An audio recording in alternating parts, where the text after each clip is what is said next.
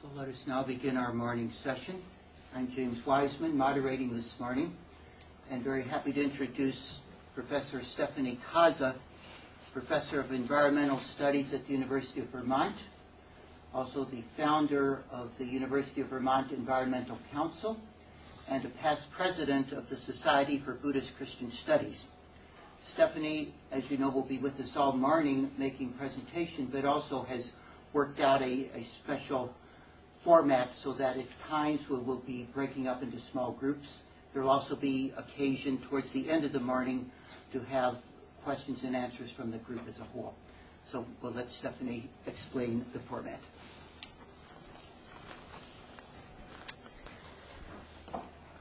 Well, it's really a delight to be here today and join you to provide some background here on our whole discussion. I especially want to thank the organizers and, of course, Gethsemani for hosting us and all the hard work that's gone into bringing us together. And I would like to also offer some credits right here at the beginning. This was a big task to give you something about the state of the world from which to springboard. I teach an introductory class called Introduction to Environmental Studies, and that takes the whole semester to cover all this material. And then, of course, any single lecture could be another whole course. So I've drawn quite a bit on our introductory textbook, Environmental Science by Cunningham, and also a recent book from the Yale Dean of the School of Forestry and Environmental Studies, Gus Speth. His book, Red Sky at Morning, gave a good framework for this, as well as a number of State of the World volumes. So I'm looking to the people who have tried to give the big picture in some summary ways and offering that most recent material to you. So I should also say that my own background that I bring to this in my scholarship area is Buddhist environmental thought. So I look forward to talking with you about Buddhist perspectives on the environment and in dialogue with Christian perspectives. But for this particular talk, this is not a religious talk until the very last slide, I think. But it's really to try and set our minds up for the scope of what we're facing. So before I even go to the next slide and take you away from the beautiful Lake Champlain here and the University of Vermont, my own home ecosystem, I would like you to either make a physical note in handwriting or a mental note of two things. And that we'll be able to use that later in our small group sessions. So while your mind is still fresh and unimpacted by all I'll bring you. So the first thing that I'd like you to write down or make a mental note of is a particular environmental concern that you're engaged with today in a physically active way, in some way at your center or you personally. You're doing something with it, whether it's at an institutional level or a personal level, community level. So something that's already caught your attention and that you're already working with. So just one of those. And if there isn't one, then you can have two of the next thing, okay? So either write it down so you'll remember in 45 minutes when we are working in our smaller groups, or just remember in your mind. And then the second one is an environmental concern that's on your mind, but you're not yet engaged with, or you don't know how to engage it. But it's still important to you. That might be the edge of your own questioning or seeking or need for community around this. But that's all you need. One you're maybe working with, and one you're not quite sure how to work with. And as I said, if you don't have any in Category 1, have two in Category 2.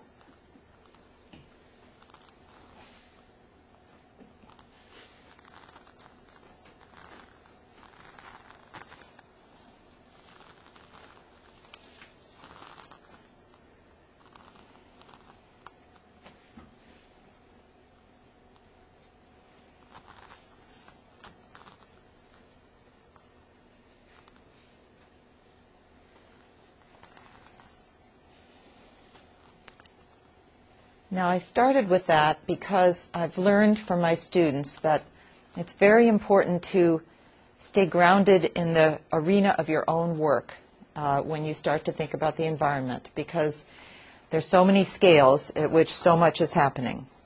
The local, the regional, the national, the international, the cosmic, and it's a lot to take in. So I'm offering this in a contemplative spirit, even though there's a lot of information on these slides. So the way the talk is organized is to really to get a picture of where we stand today and what some of the most prominent threats to biodiversity and ecosystems, life on Earth, as well as the most prominent threats to human health that are environmentally based. And then we'll look in the second half of the talk, I've broken it in two. The second half will look at ecological footprints, a way to analyze and understand, and systems drivers. So what's pushing things in what directions? So let's get a sense here of the state of the world. Our big context really is many of these things you'll know. And by the way, you shouldn't feel a need to write any of this down, because I can just pass this PowerPoint on to the wiki site, I'm sure, and then people can look at it again. So let it kind of wash over you. So we know we've been losing a lot of species, losing a lot of habitat. The population is, doubled since a number of us were born, and many resources compromised. The new technologies, as we heard about last night, are having big impacts. Consumerist economies are on the rise, not just here, but in China, India, in many parts of the developing world. We know we're close to peak oil, and of course we've all heard about climate change at this point. So science has a lot to offer to this, but it's by no means the only player in the field. There's many active players in social science, from economics to policy making, also in the humanities, religion, literature, and so on. So I'm going to really be giving you the ecological view here, coming primarily from the field of ecology, who are trying to track trends at every level, at the small scale levels and the bigger scales, and some of those electronic technologies have made a whole new kind of science possible in putting together data from all around the globe to start to do modeling and see systems dynamics and so on. So it's very complex, but our amount of information is quite a bit higher than in the past. But let's just look at our century and then the last 20 years. So in this 20th century, just one century, the population has quadrupled. World economic outputs increased 20-fold, energy use 16-fold. And this puts it in perspective. More energy consumed just in this last century than all of human history before that. We've been on an amazing industrial upward scale. And of course, that has meant some tremendous gains, health-wise, medically, education, and so on, but at quite a cost, too. And a number of new risks. Thomas Merton was identifying the pesticides and the new agricultural impacts, but we have, thousands of unregulated chemicals and nuclear waste, et cetera. And our basic resource base, which is probably richer in North America than, many places in the world. But thinking of the whole world, almost half our forests gone, the fisheries overfished, bird species extinct, mammal, reptile, the species extinction is already in play. So it's a difficult scenario to confront, and it's only been accelerating. So in the last 20 years, which, remember back, where were you in 1988? That's 20 years ago. It's not that long ago in our human lives. And here's those same figures. And this is all from Gus Beth's book, The Red Sky at Morning. You can see for yourself, none of those are down. They're all up, up, up in terms of use and production. And so the conclusion that Gus Beth came to, and I think many scientists are coming to at this point, is that we are dominating the planet as never before, for better or for worse. It's a fact. And we've entered the end game in our traditional historical relationship. There's not really a point where we can't really go back to thinking of some pastoral ideal that we can return to through a different vision. We're on a tighter, more faster feedback loops with all of nature. In fact, an ecologist, Jane Lubchenco, who was the president at the time of the AAAS, the American Association for the Advancement of Science, said the conclusions are inescapable. During the last few decades, humans have emerged as a new force of nature. They're a new geological force. They're a new ecological force. Human activity is changing soils, changing rock formations. It's changing habitat and ecosystem. We're moderating and modifying all of these systems in new ways at faster rates and over larger spatial scales than ever recorded on Earth. So it's a grand experiment. And I would encourage you to try and see it with don't know mind, because otherwise it just feels a little too scary. So we don't really know what all this is going to, how all these various forces will play out, and there's so many that it's very difficult to map them or predict. However, we do know that today there's a storm brewing, and I don't mean just climate change, but it's at the intersection of many different factors, and that's where we really don't know. We do have a water crisis in many, many parts of the world. Those of you who work internationally know this much better than if you're in North America. We have our droughts, but we at least have, sanitation in most places, and we have piped water we can drink in most places, and that's not true in quite a bit of the world. And even where we do have our piped water in developed countries, our water tables are dropping, our aquifers are drying up, our rivers are empty. So the water crisis is real. The food crisis is real. This is just in the last 6 months, if you're reading the news. It's the shrinking grain reserves, the hoarding of food, the speculation over food commodities, and then people really starving from this. And it's a difficult thing to regulate because food is so concentrated in big agribusiness corporations. Toxins and disease, we've had some near crises. We had the SARS, we had the avian flu, scare. It's kind of only a matter of time around the changing climate promoting some, pretty virulent pests. And then, how will that be handled? And of course, climate change is the one I could have talked about this whole morning. And again, not knowing really what will be the impacts and where will they be. But we're starting to see we aren't able to move as quickly as we'd like to because we have political and social systems that are full of disagreement. We don't really want an eco-fascist czar ruling the whole world saying no one will drive ever again. So as human societies, we have to work these things out and come to agreements, but it takes time. And in the meantime, these extreme weather events like what just happened in Burma are taking a very strong toll. So it's serious. There's no question about it being serious. So I thought to help us understand what the different collective impacts are, we would walk through some of the ways at least we teach and think about them. They interact, they feed on each other. It's a dynamic system, but it helps to understand them a little separately too. And each of these are, fields where there's geologists, ecologists, hydrologists, many different kinds of scientists working on them. So we could start with just land degradation. Vast numbers of acres of wetlands, of forests are being converted, very often for human settlements, very often for agriculture, and particularly now the tropical forests are being converted for biofuel growth, particularly in Brazil and so on. And where the exploding human populations are occurring, of course, the urbanization and sprawl of those settlements fragments the land into smaller and smaller patches of forest or prairie or whatever the local ecosystem was.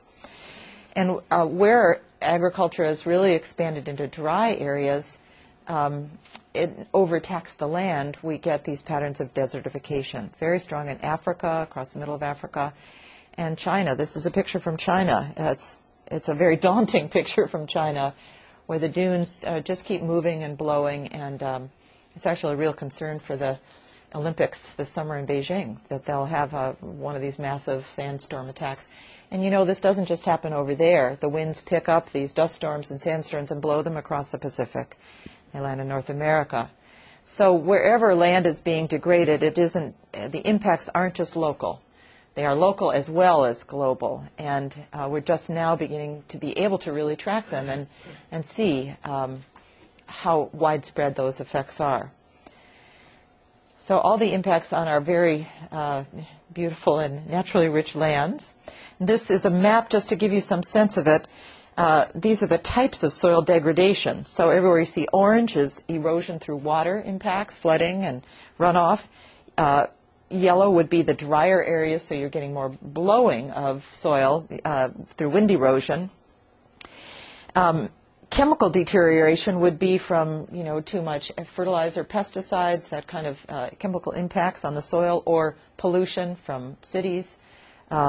Physical deterioration, these are all also physical, but I think that may be more filling or drilling, not as sure. But the dots maybe tell the most. Severe degradation would be the kind of combination of all the other types of degradation. And you see now that this spreads across quite a bit of the globe where people live. The purple, which is the least impacted, stable terrain, well, not too many people live up there. It's pretty difficult to impact that, although now we have to see that with climate change, climate alone will begin to change it, and we don't know entirely how, but certainly not as fast as human activity. However, the warmer it gets, the more likely it is that people will move north to settle in those areas. So that gives you kind of a bigger picture of how this is something that's happening everywhere in the globe, and many of the kind of processes are well understood. It's also quite possible to reverse different degrees of degradation, and that's sort of the good news. There's a whole field of restoration ecology. So if it's a matter of erosion, there's ways to put in, check dams and so on and stop some of the erosion. So the processes are well understood. It's just they often, get away from us. So the land degradation is one factor, freshwater shortages, not just for drinking water, but also for the animals that prefer water habitats. So there's tremendous loss of river and stream habitat, and also wetland habitat, I should say. And the amount of water that's diverted for irrigation sometimes actually drains the rivers dry. It's hard to realize sometimes, unless you see it, that these major, some of the largest river systems of the world, the Colorado, the Ganges, the Nile River, the Yellow River in China, are literally dry. The river basins are dry by the time they reach the ocean. And that's all from diversion through dams and irrigation channels and pipelines to cities, that water is being used hard by human beings. So 60% of the world's major river basins, and probably the biggest one, the most amazing project of all, the Three Gorges Dam in China. So human beings for a long time, probably our whole history, have seen water as an important resource to sustain our societies, our life, and have found ways to channel it, sometimes productively and with little impact on the land, and very often with the bigger scale the project, the more the impact. So now climate change, the classic graph, I just had to include it so you could remember it, the up of carbon emissions. So let's see, one of these, the red is the carbon dioxide changes, and it's a zigzag because of the seasonal variation, and the blue is the temperature rise, average annual temperature, and that's in a particular place, Mauna Loa, of the carbon dioxide concentrations, but the temperature is more a global change. So, when they say the temperature is rising a half a degree a year or something, that's difficult to experience. This is much more what we experience, is that we're starting to see about the ice melt. I know I showed my class when the New York Times article came out about the Northwest Passage opening up. And we could just see they have a great resource in their interactive graphics. And there was the ice cover, 4 years ago, and then 3 years ago, and then 2 years ago. And suddenly ships could get all the way through. So the polar ice melt is much faster, both north and south, than what we would see if there were glaciers here, in the central latitudes. And in the tropics, the biggest impact is on the coral reefs. So it's possible that even within our lifetimes, most of the major coral reefs will be extinguished, in a sense. They'll be so strongly impacted by the heat. And I think what we're seeing much more are the extreme weather events. Everybody now knows these stories, and you've probably experienced some of them in your own region. And the way I think about this as a metaphor is of a kind of pot of boiling water. If you think of our whole climate like that, you know, when you first put the water on the stove and it gets heated up, there's little tiny bubbles and you see them sort of sizzling up to the surface lightly. But if you leave that pot there, so more and more heat is going into it, as it is in our atmosphere, the bubbles get greater and greater. So the metaphor is for the scale of our weather systems. We used to have more isolated, smaller, fragmented weather systems causing little patterns here and there.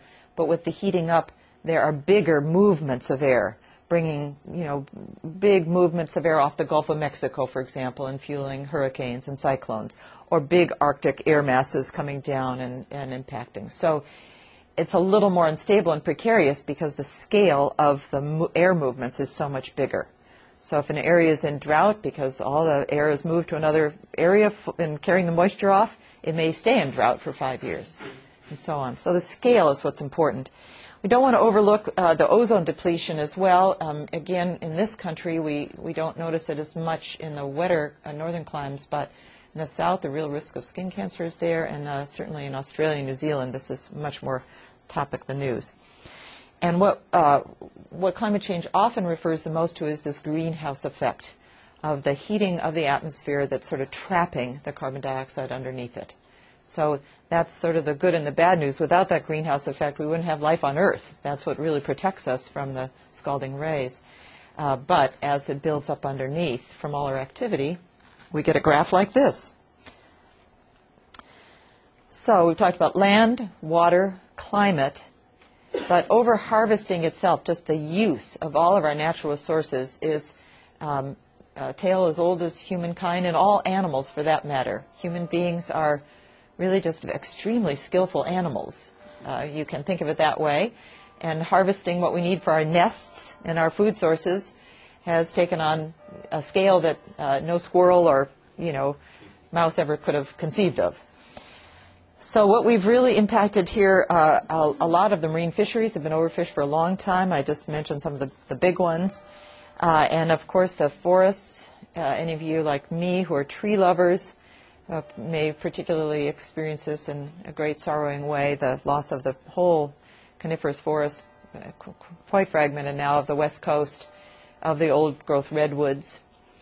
Though I will say, living in Vermont and in the east, a number of forests have also come back, where people had taken forests out for sheep raising and allowed the forest to grow back. If it's a good seed bank, if the soils are rich, if the species are still all there, they can come back. So forests are one of the more restorable resources, although as climate changes, it might not be the same forest that was there before. So you see how much of our original forests in the U.S., 95% of the original forests have been cleared, even though a number of them have come back. And the latest wave is really in the south and the southeast. This is where the tree plantations are. We've already moved from New England, the first cuttings of the white pines to make masts on the British ships, moved across the Midwest, where the trees grew bigger and taller, and beautiful Ohio Valley, and so on, and then to the west. And once the trees in the west have been so deeply logged that it's not as economically viable, they're now working in the south.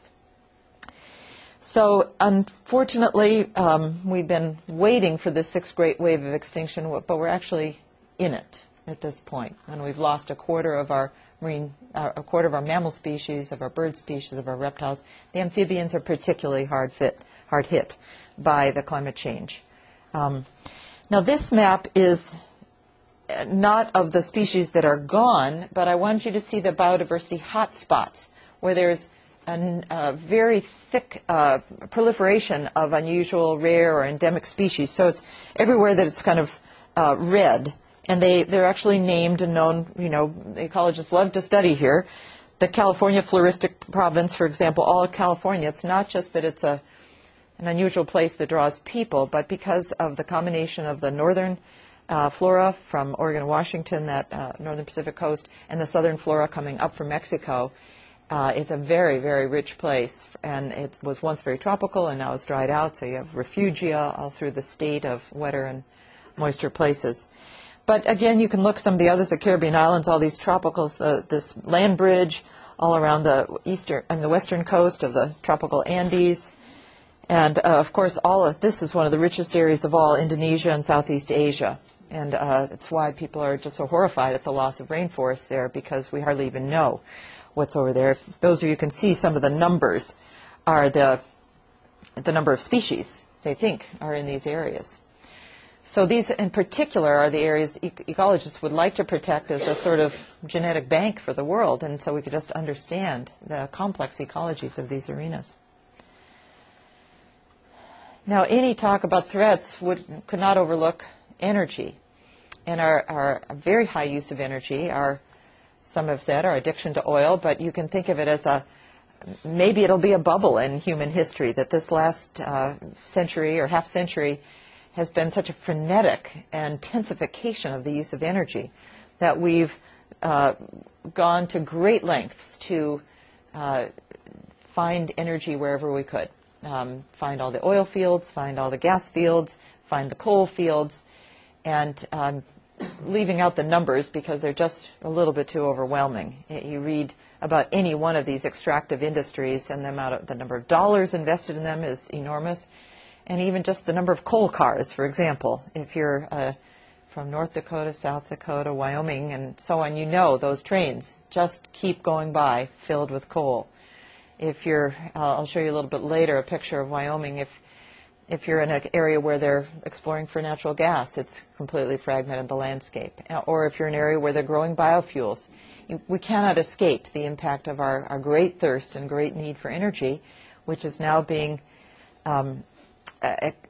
accelerated dramatically by the growing economies in China and India, the two largest countries in the world. I did mention on here also that there's some things we haven't quite figured out, like nuclear waste. What really will we do with sort of the end products of some of these energy-intensive industries? And how far will we go to get that energy? You know, many people have said that the war in Iraq was for oil, and it's sort of looking more and more like that as time goes on. We seem reluctant to leave that area, and there's many oil-rich areas over there, though it's a long ways to get that oil back to the United States. So when you really think how much we've invested in it, maybe even taking our economy into a slump it hasn't been in a long time, just to get that energy. So this is a kind of an indicator of how energy dependent our current economy is, our current lifestyle, and I mean globally. I don't mean just, I don't want to point blame here particularly, but this is sort of where we've come to, a very energy dependent and energy intensive way of life. Now, I didn't start with human population increase, but I couldn't leave it out either. At the 1992 Earth Summit in Rio de Janeiro, the North was full of finger-pointing about population. And they really wanted to take a stand that it was the fault of all those people in India, and probably in particular the women, that were having too many babies. And that was the problem. The population was doubling. Well, the South would not hear that. You know, they said, we've been hearing this for 20 years since the summit in Stockholm in 1972, and, you know, we have a different analysis. And they pointed to the North. And the analysis was, you're consuming too much. So it isn't just a question of how many people, but how many people are doing what. So that debate has been very, very lively over the last 20 years. I'm happy to say it's a much more even-handed debate. And it's, and we'll talk about this later in the talk as well. How do we look at the consumption side of the equation? But we cannot overlook the population issues. And the other piece of this, has been difficult to talk about this in this country. Population has fallen off the screen of the public environmental dialogue. Now, why is that? Probably the biggest reason is because of the abortion issue. And anything to do with moderating your family planning seems to invade a global perspective on how to think about the number of people the Earth can sustain from an environmental perspective. So we have a kind of clash of moral and ethical values and that debate in this country, and being able to talk about it environmentally. And that's extended more dramatically into some of the southern countries. Any of you who've been on missions in South America know about the global gag rule, as it's called down there, that you simply, abortions are not allowed, and you will not get any family planning support from the United States if that's part of your family planning model. So population planning and family planning has really lost ground in the last 20 or 30 years. We were on a much better, saner trajectory a while ago when the population bomb was published and people really realized. But we haven't made all the gains we could have from that if we'd stayed on that same path. So we don't just have urbanization, explosion of this population at a great size, but we also have a kind of change in where people are. They're not in, more than half the world is in cities now. So we've had a sort of sociological revolution. People have moved to the cities because they needed a livelihood. In developed countries as well as developing countries. So it's a shift, a demographic shift in where people are located and what they're trying to do for a living. People are also migrating because the impacts are so great from war or from environmental disasters. I mean, we saw it in this country as when Katrina happened. There was a mass environmental migration out of New Orleans, and people have not returned in the same numbers. So those would be classified as environmental refugees.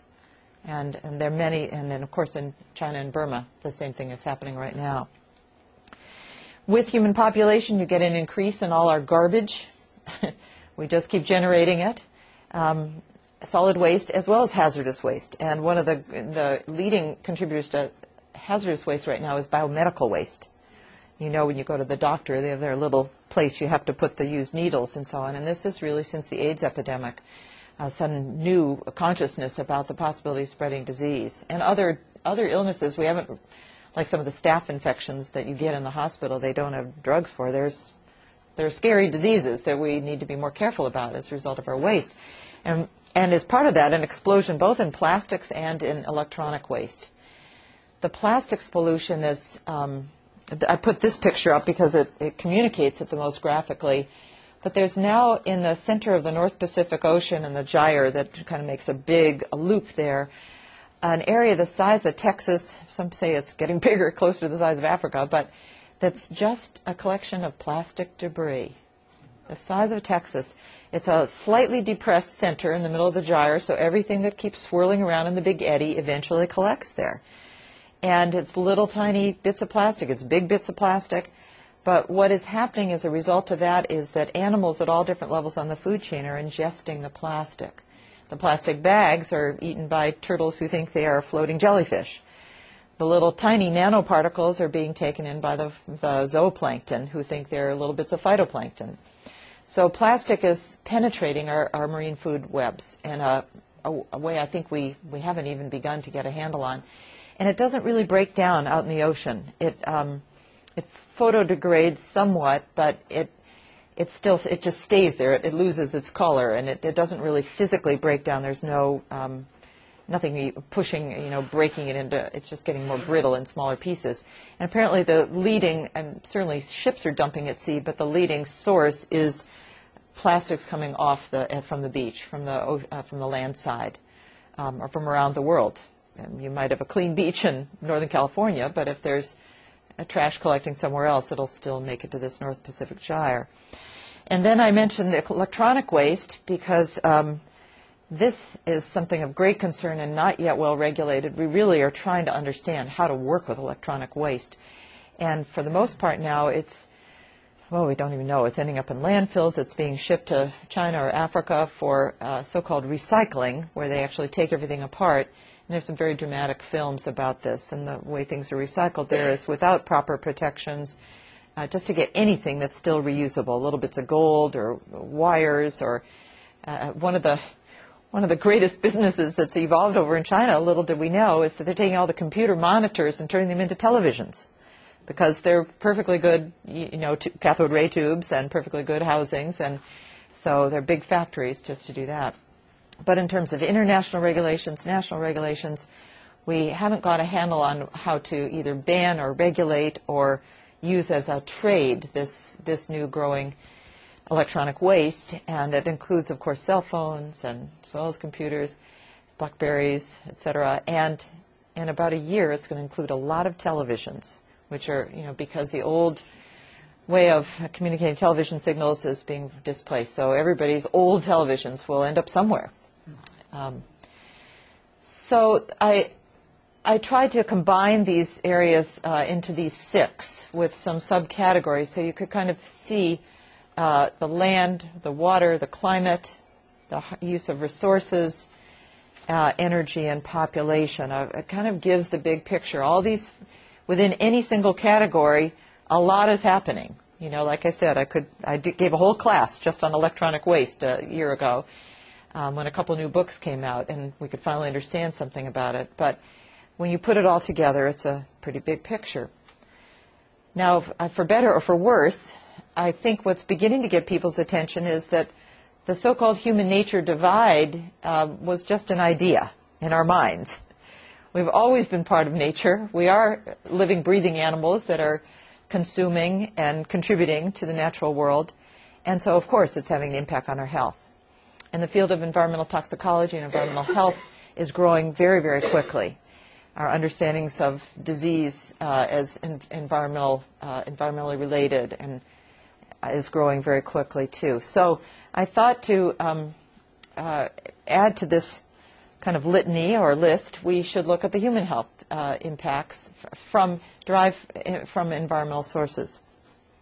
So first, just the toxins. This is right out of our little textbook, you know, like, this could be me.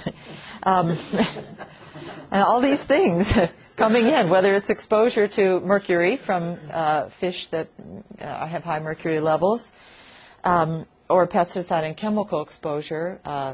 Pesticide Action Network is one of my favorite environmental groups because they do so much good ecological science mapping and tracking pesticide impacts, where they are and how they affect people and what the medical results are. We now know that a number of pesticides and other toxins in the like dioxin in the that have permeated our ecosystems act like endocrine disruptors in the human system. And that means they mimic our endocrine hormones, our estrogens and so on, and cause maybe cancerous growth or other impacts in the system because your body thinks that they are real endocrine hormones, but they're not. So they either mimic or disrupt or block in different ways. And then I put in here plastics ingestion. This was the newest thing I added to my course in Unlearning Consumerism last spring, trying to learn a lot about this presence of plastics.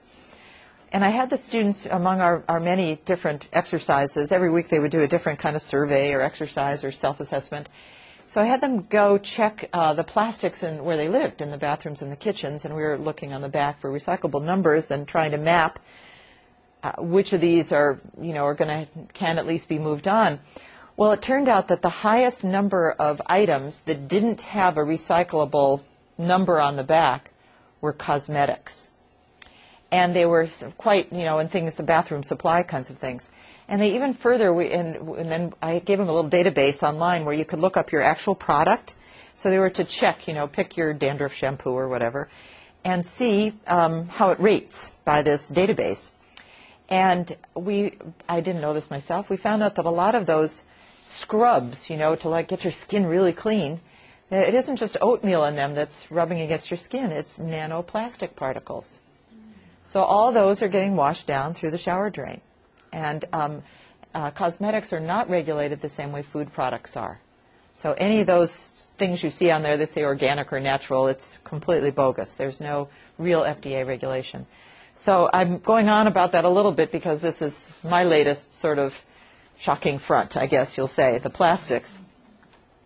So the multiple toxins coming in that we, some of us are affected more by some of these than others, also coming in through our foods. And of course, in some places, it's the air and water pollution that have the greatest impact. We know asthma is on the rise at an astonishing rate, particularly in urban areas from the air pollution. In places where UV radiation is high, skin cancers are on the rise unless people are really protecting from that. In many of the areas where water pollution is serious, and we see these after big disasters, particularly where the water can't be processed and where disease pathogens get in very quickly, you have outbreaks of cholera or diarrhea. Water's a great place for pathogens to grow, so very quickly they will if the conditions are good. And we've seen now that Escherichia coli, the There's a very famous brand of that, the one that can kill people within a few days, grows in processed meat products and in other foods. And if you have an outbreak of it somewhere, it needs to be contained very quickly, or we have to find the food sources, or we'll have strong impacts. Now, another one that not too many people have heard about, in our water pollution, we're now getting high levels of drugs that have been flushed down through our water systems. So all of you may actually be on birth control and you didn't know it. Maybe this will actually be helpful for the monastic cause. I don't know. And also antidepressants, since so many people are using them. And in this country, we have a lot of barriers against being able to either reuse or share or recycle these medications. People have actually designed systems to be able to do this. If you know it's a certain drug, why not pool the pills and pass it on? I know in nursing homes, for example, when somebody dies, one of the protocols of closing down that file is just to put into the trash all of the remaining drugs of any kind. They cannot be used for anybody else. So no shortage of issues there in terms of threats to human health. Now, for the science fiction writers, we have emerging diseases, which could take any sort of form. This map is of some of the most recent outbreaks. These are all since the 1990s. So you might remember some of these when there was a terrible cholera plague in Peru, a dengue fever outbreak in Mexico, the hantavirus, from some of you from the south, that's a particularly scary one. West Nile virus, we now know, has moved into the bird populations and the mosquito populations. It's pretty much in, I think, all 50 states now, maybe 48. And so that was just 1999. So in less than a decade, that particular virus has spread. Remember Legionnaire's disease? That was a big mystery. We thought that was going to be the world plague. But these are probably the ones that have been on our minds the most. The SARS epidemic that was kept under wraps in China, with that spread because it was being carried by air transport. And bird flu is probably the one that people most expect to re-arise. I mean, every year, many thousands, millions of animals are slaughtered where bird flu has been detected. Actually a tremendous waste of food. It's you'd think, couldn't we just eat it or freeze it or do something? Because that fear of this outbreak is so great. In universities, there's a federal mandate to do epidemic planning, and our own universities had a number of sort of open houses around this. The real question becomes, if there's an epidemic outbreak, will you keep people on campus or send them home? And how will you determine it? And if you keep them on campus, how will you feed them? And it's a major health issue. How will we keep teaching classes? So all those questions arise. And that's without even mentioning the existing epidemic of AIDS and HIV, which, even though it's been contained quite a bit in this country, the drugs have made a huge difference. It's been much more difficult in Africa and in Southeast Asia. We now have our own epidemic of obesity, as we've all seen. In this country, over half the people, I believe, and certainly in certain age classes, are classified as obese and have all the associated health risks from that. So that's a kind of disease of consumption, as in terms of a health disease. And some of the old diseases we thought we'd conquered are now turning up drug-resistant varieties. Our drugs can't keep up with the evolution of diseases. Pathogens are very small. Bacteria, viruses, they can change and adapt and grow and evolve much more quickly than big animals like us. So we're at their mercy. They're really in charge of all this. You didn't know that, but. Now, the waste itself can be a threat to human health as well, because when it's not collected. And we are accustomed to thinking of these kinds of garbage mounds as existing in Mexico or Africa or China or India. But actually, Italy is the one right now that's not picking up their trash. The local mayor is like, this is the big issue. Because, of course, it attracts rodents and attracts disease carriers, vectors, and sets up these strange economies that are hard. It's hard to say they're productive, sorting through them.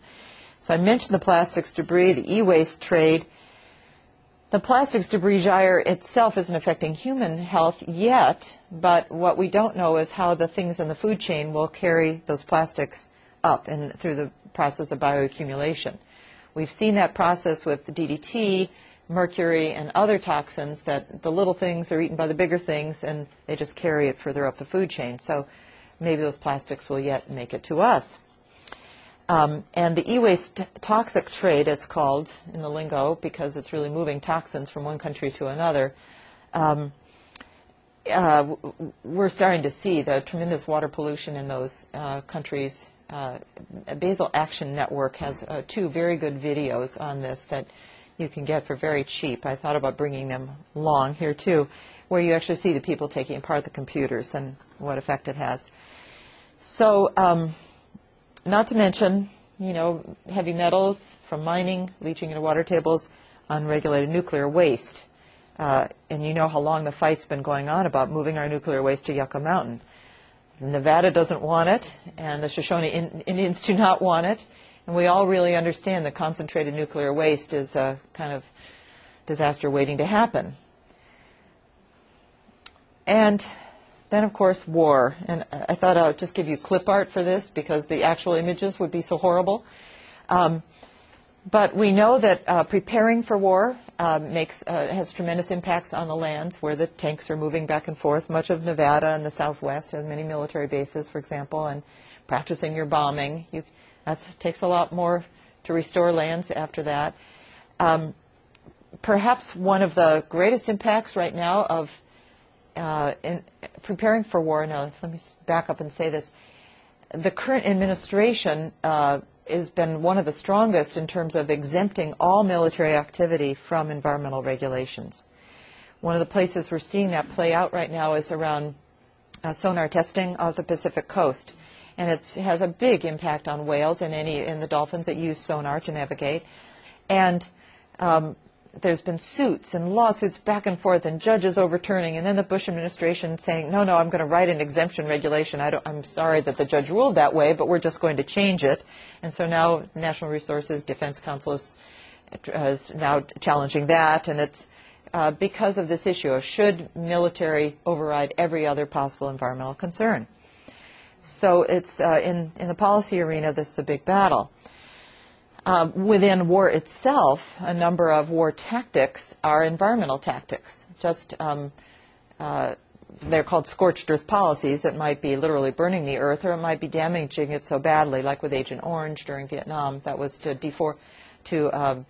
basically defoliate all of the mangrove forests around the edge of Vietnam, which still is having an impact on human beings over there today in terms of birth rates and cancer rates from that Agent Orange, the dioxin.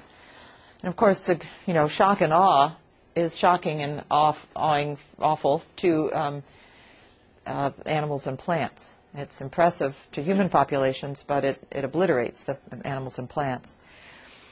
And then we have this not so much ecological, but when you spend a lot of money on military, and the U.S. now itself spends half the world's expenditures on military are just from the United States alone. And the U.S. is one of the greatest trades in small arms. So this is actually a place where human pressure could make quite a bit of difference, I think, in terms of where do we want to spend our money. But it's definitely taking from covering our basic human needs for education, for health care, social welfare. And then the refugees I mentioned before, we have we have environmentally derived refugees from war, but we also have just people that must leave a war-torn area and find some other way to live. And so then they become a greater human impact on other local resource bases. And there is a theory, not everybody agrees with it, but that a number or a high proportion of our wars are resource-driven, that we're after oil or after water. Those are the primary two, by some of the peace studies scholars, Michael Clare in particular. So the more conflicts you have, of course, that's fueling instability. And one thing we do know is if you want to do ecological restoration or you want to move towards sustainability, you need a stable society. It's very difficult to do that in the middle of conflict. So I added this. This is not always part of an ecological analysis. Maybe it's my own, Zen way of thinking about it. But peace and war are, I believe, a very important pillar of understanding things ecologically because peace can offer so much towards ecological stability, and war can damage so much so quickly. So this is the point where I wanted to stop in the middle of this talk. We'll be going on to looking at the whole picture, doing some analysis, the global ecological footprint. But I think leaving us to talk in small groups about our concerns first, before we do so much thinking. So here's what I'd like to have you do for maybe as much as somewhere between 30 and 45 minutes. We'll see how long it takes. And I'll try and ring some bells to help us, come along with that. But you started by writing down an area of concern you were engaged in. That's a place where you still actually have some power to make some difference. And that's very important, to stay grounded with that. So in the small groups, what I'd like to have you do, and maybe groups of 3, so everybody has lots of time to talk, is to first introduce yourselves ecologically. What's your home ecosystem? Is it a prairie? Is it a forest? What's your local river or mountain range? Give people a picture of you as a member of your local environment. Just by living there, you are a part of a watershed. And if you can name it, great. If you're part of the Ohio River watershed, or I'm like from the Winooski River watershed that feeds into Lake Champlain that you saw there. So take a minute or so to go around a little circle of your 3 to give an ecological introduction. And then make another circle of your concern you're involved in. Or you could combine those if you like. And then go to the concern that you feel a strong sense of caring around, but you don't know quite how to work with it. And I'd like to ask you, as you do these circles in the first part, to just listen as each person talks. And once you've gone through those 3 sort of cycles, then you can have more of a conversation, supporting each other. But the listening is a very important part of witnessing our concerns, of being able to be present with that. And it helps a lot to overcome the many emotions that arise around this, to just not feel alone with it. So then at the end of your conversations, and I'll ring the bell and be able to call out some reminders on this, I want you to be able to share some resources, just one good book you've read, or one really great website. Because I think we have a lot of knowledge base here. We don't all have to be professors of environmental studies to share the resources we have. And then, take a bathroom or tea break, too, in the middle of while we're in our small groups. And then we'll come back here for the sort of analytical part, the second half of this talk. So it's about 9:30 right now. So I would say turn to whoever's in your local group. But if you can, try and make sure you've got at least one Buddhist and at least one Christian. So this can be a kind of a Buddhist-Christian dialogue. And you can go into the dining room, or you can rearrange your chairs here and start with that opening introduction and your opening concerns. And then I'll ring a bell in about 15 minutes to indicate you should be sure you've gone on to your concerns for which you don't have answers yet.